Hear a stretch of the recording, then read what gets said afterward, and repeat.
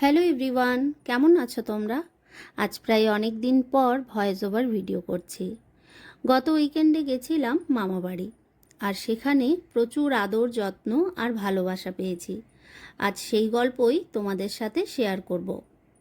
সকাল থেকেই চলছে ঝিরিঝিরি বৃষ্টি, এই মনোরম ওয়েদার, সাথে পছন্দের কিছু গান, আর পাশে প্রিয় মানুষটি। রামতারকের এই মিষ্টির দোকানটির খুব সুখ্যাতি রয়েছে, তাই সেখান থেকেই কিছু মিষ্টি নিলাম আমার আপন মানুষদের জন্য। সকাল সকাল বেরোনোর ইচ্ছে ছিল, কিন্তু আমার এই 4 ছেলেমেয়ে নিয়ে তাড়াতাড়ি রেডি হওয়া এতটাও সহজ নয়।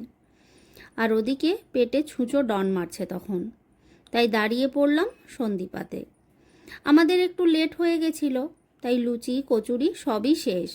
অর্ডার করলাম তন্দুরি আলু পরোটা, আর বাবার জন্য ব্রেড অমলেট। ব্রেকফাস্টটা শেষ করলাম মাটির ভাঁড়ের 1 কাপ চা দিয়ে। জানো তো, ছোটোবেলায় বেড়াতে যাওয়ার জায়গা বলতে ছিল আমার এই মামার বাড়ি। অ্যানুয়াল এক্সাম শেষ হয়ে গেলে প্রায় 1 মাস মতন কাটাতাম মামা বাড়িতে।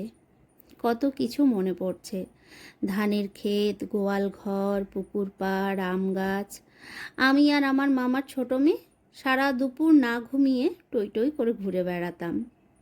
প্রায় 1.5 বছর হলো বড় মামা আমাদের সকলকে ছেড়ে চলে গেছেন। আজ এসেছি দাদার মানসিকের পুজোতে। 2 দিন আগের থেকেই পুজো শুরু হয়ে গেছে। শেষ দিন মহোৎসব, অনেক মানুষের নিমন্ত্রণ রয়েছে, তাই বেশ বড় করে প্যান্ডেল বানানো হয়েছে। জীবনে এই ছোট ছোট অনুষ্ঠানগুলো, এই গেট টুগেদারগুলো খুব দরকার।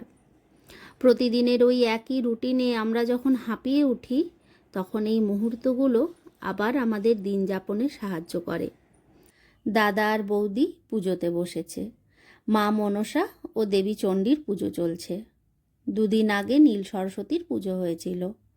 তাছাড়া হরি মন্দির প্রতিষ্ঠা ও ষষ্ঠী মাতার পালাগানও হয়েছিল, যেগুলোতে আমরা উপস্থিত থাকতে পারিনি। তবে পরের 3 দিনের অনুষ্ঠান আমরা খুব উপভোগ করেছি। কাছের মানুষদের সাথে সুখ দুঃখের গল্প ভাগ করেছি, মন ভরে মহোৎসবের প্রসাদ খেয়েছি, আরও কত কি। ভিডিও বানাতে আমার খুব ভালো লাগে, বলতে পারো ভালোবেসেই ভিডিও বানাই। সময়ের অভাবে বলবো না, কিছুটা ওই টাইম ম্যানেজমেন্ট করতে পারি না বলেই হয়তো সময় মতো ভিডিওগুলো আপলোড করে উঠতে পারি না। চেষ্টা করব খুব তাড়াতাড়ি নেক্সট ভিডিওগুলো তোমাদের সাথে শেয়ার করার।